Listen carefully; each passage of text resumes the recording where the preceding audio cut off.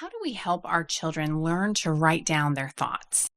What should we expect as our students transition from oral to written narration? Join us today on the podcast as we look at composition in Form 2, grades 4 through 6. This episode is brought to you by Latte Iyama. At Latte Iyama, we nurture atmosphere via online classes once we acquire Spanish language as a discipline and a life. Find out more at latteiyama.org. Welcome to A Delightful Education, the podcast that spreads the feast of the Charlotte Mason Method. I'm Emily Kaiser, and I'm here with Liz Cottrell and Nicole Williams. Well, we don't give formal composition lessons or instruction in Form 2. The students are developing their skills all the same. So, Nicole, would you share what type of compositions they do at this level? Yeah. So they're still narrating every lesson, but some of those narrations are recorded in writing.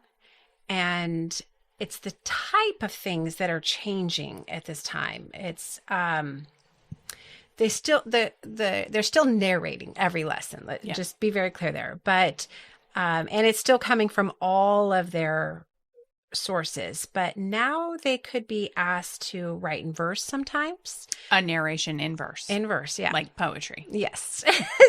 I would be very clear about that. And sometimes even in the meter of a poem that they have been, like a poet that they've been studying that term. So it's not just any poem. And just to note, no formal poetry writing is taught. There's some things in Form 3, but not yet. At this level. Yes. The written narrations, though, in Form 2 can take on some fresh forms. We see them being asked to write a story on a scene from Shakespeare or a historical figure or a story from something they've read in the newspaper because they are reading current events, right? They can be asked to write descriptive pieces from their nature walks or seasonal observations. They can be asked to write letters. These could be personal notes to friends or family, invitations or thank you notes. And like I said, the verse sometimes. So this is also where recitation, dictation, and grammar, I think, really begin to shape the child's written work.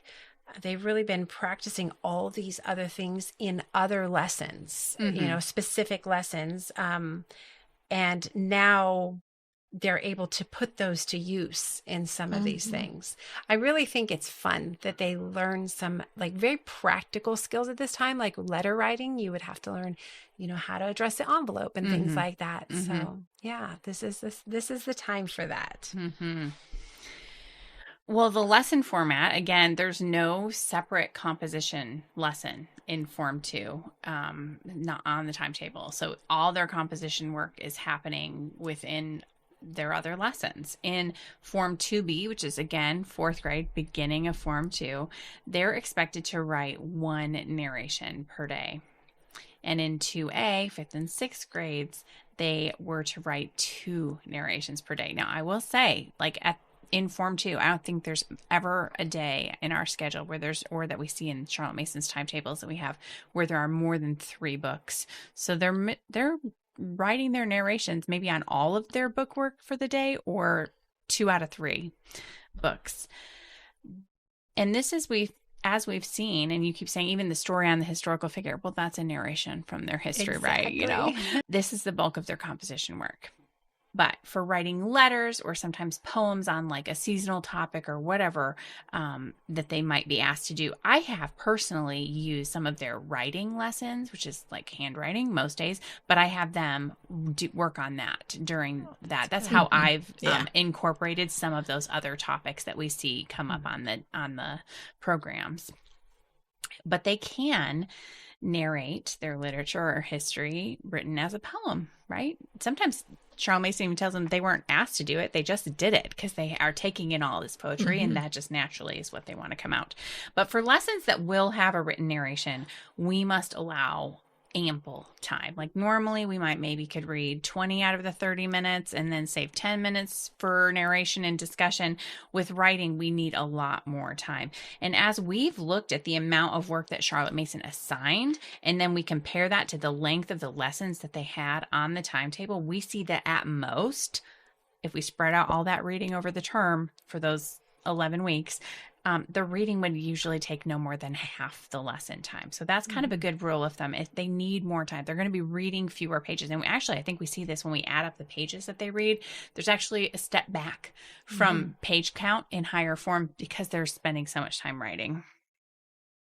So as students transition to written narrations, they can always also, whenever that looks like for your children, and maybe you have a child who is not a fluent reader, and so their writing is kind of behind that. Whenever they make that transition to written narrations, we can ask them to write a part and then tell the rest. Because really, even if they're not narrating the entirety of their passage, just the thought of like going through and sorting in like, what can I write? Because my son, my oldest, when he started written narrations, he'd give me one sentence. And it was the most comprehensive yet very concise sentence that he could manage. But that is a really good writing skill, right? To take a whole thing and he's getting the gist of it. But then I'd be like, okay, can you tell me a little bit more? And he would narrate some more orally. So we should not be discouraged at what looks like a regression in their narration abilities, right? When they get to this age, those skills, yes, absolutely. The skills that they use to select even those concise paragraphs or phrases and arrange them and hold them in their mind while their hand is laboriously writing them out are really the same things. They're still accomplishing the learning that narration affords. So our objectives are the same as in Form 1. We want to allow children to tell what they know. We want to increase their attention and their imagination, and to develop their writing skills now is a new objective, by exposing them to many different voices. So their writing is actually becoming written down at this point. So our teacher prep, it's such a relief after we've given you lots of other things to prep, but using narration allows children to harness and perfect their own natural abilities. And by narrating from excellent books, we eliminate the roadblock to composition of coming up with what do I need to say? What do I need to talk about? Charlotte Mason said it is our business to provide children with material in their lessons and then leave the handling of such material to themselves, as Charlotte Mason says. We do have a resource at this level. We have, actually, a friend of ours, Morgan, has compiled a composition planner. This looks at all of the types of writing. Nicole just gave you a snapshot of it, but then some specific prompts that were taken from Charlotte Mason's with some ideas of what we could do today in our situation. That's helpful when you're in the middle of lessons and you are like, I'm supposed to do something a little unique here. What does that look like? Yep. And then, of course, all you need for written narrations is paper and a pencil. And that could look like a spiral notebook. It could look like loose leaf paper in a binder. It could look like a journal. There's no need to separate. I'm just trying to answer some of these questions about these nitty gritty details. But yeah, I get asked this one a lot. Narrations by subject or anything. They can all be together in one book. In one book. And you could just put the date and the subject, and they could write on the next clean page, Yeah. And the fact is, this is an essential skill because we do have to write sometimes in our life, but they're already adept at the speaking part. I get so many questions. Moms, my child can barely write. They don't know how to spell. They haven't really had grammar, and they're worried about punctuation, all the little details that we remember teachers marking our papers up with. And I think it's, first of all, to note that in Form 1, they have transcription. So they have been learning some of those rules. And you'll be surprised at what comes out that you didn't realize they had assimilated, right? Yeah. Quotation marks, capital letters. Right. So I guess this is the kind of the warning to parents, is to not evaluate all those little details so much. My goodness, they're just beginning. It's a daunting task to a child to have a blank piece of paper. It's a daunting task for me to have a blank screen when I have to write. So I think one of the best things you can do for your child is to be sympathetic, let them off the hook about a lot of those picky details. They will be working on all those skills in the mechanics, like Nicole said. Good. And I always say, so you can disagree with me about this, but my understanding from the programs was they had to have at least 10 minutes for the writing of their written narrations. I don't think we ever see a time like that. We've only come up with it based on... But basically, if a lesson is 20 minutes, that is giving them half the time, you know? And so I guess what I'm saying, though, is it's good for the child to know a time limit. So I get asked a lot, well, how long should they be? How many words should they be writing at this age, and so on. And that's what we're used to from our school. It's like you had to write a paragraph. Or I want you to write 7 sentences, however many words exactly. Yeah, and so I think just like with lesson times being set, I think that having a set writing time is helpful to the child to know what. That's the parameter, not how much they get written. I've never seen anywhere where she outlines they have to write this many words, right? You know, so I think that just helps us to relax a little bit, but they do have to write for that whole time. And if you think about it, like some authors, like Charles Dickens, you know, is very verbose, and some are authors like Hemingway are not, you know, it's part of their, but the time limit, I think helps them to realize this is not going to be an endless, unendurable thing. Like there will come to an end, and just encourage them, just sit there and they don't know what to write. The first word is always the hardest, right? So maybe what is helpful is to just say, well, what would you tell me if you were giving a regular narration? If you could only say one thing about this whole thing you just read, what would it be? Or what are the 2 most important things? Just help them to, because this is what they're really learning, is how to be concise, which is what writing requires. So that's why they have the time limit, because you don't have, writing is much, much slower, right? So, and then if they have extra time in that time limit that you've set, then, and they've already written down 2 things, say, well, tell some other things that, you know, would help people understand more details or something. So they shouldn't be allowed, I guess, is what I'm saying, to just scribble down a couple things and say, okay, I'm done. You know, it's like, no, you need to use up this time. So, you know, and I think it's good for us to remember sympathetically, you know, because moms ask me all the time, should I correct all the things they've done wrong and hand it back to them? Absolutely not. We don't correct their oral narrations that way. And if you think about it, writing is an area when people criticize it that is the most threatening thing to most of us, right? It's a hard area to be corrected in. And it's going to take some restraint on your part. But I always say, keep a note of all the words you see misspelled and all the grammar problems they're having, and you can address those in those subjects. Yeah, sometimes if that's too tempting for you, you can, like, I will just have my son read it out loud, and they notice what they, you know, words that they left out, especially if their handwriting is really sloppy. Or like sometimes I do this still. You know, you're writing and your mind is thinking faster, and you skip over words, right? And so that has been helpful to have him read them aloud to me. And the other thing is, you know, a lot of kids simply, they want to spell correctly, they just don't know all the words yet. And so I always allow my children to just ask me how to spell something. And if I'm in the middle of another lesson, it's just a matter of reach over and write it on the board while you're still dealing with the other child. And so they can see it and take it in themselves. Yeah, that's usually how we start, because they're very unsure of their spelling. I think that's been the biggest roadblock. It is usually for them. And so I will just they finish reading aloud to me, or, you know, whatever, or when they might come to me, and my second son just like hands me the whiteboard, and I'm like, what words do you need? And it's like, he's already formulating what he wants to write, and I'm writing down the words he's unsure of how to spell. And I'm like, well, this is still the mechanics, right? That's just a helpful transition. Right. And then I think the other thing is, but my child can't even read yet, or they've just barely are able to write their alphabet, which is true of a lot of kids going to 4th grade.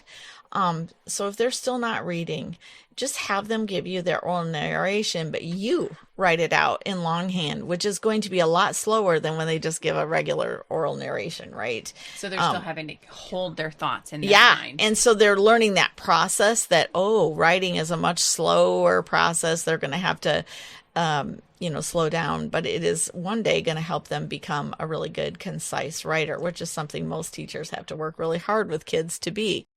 I guess, moms want to help, especially if you've had a child who's been a slow to read and write, and all of a sudden they're in this form and they must do it. Just her usual caution to the teacher is don't do the work of the child's education for them. They need to put forth the effort. You can encourage them, but don't coach them what to write down, because that can be a temptation. Yeah. Don't do their thinking and their writing for them, I guess. Yeah. Can you guys think of any other common? I've just taken to calling Form 2 the messy middle, because it feels like it is such a time of transition.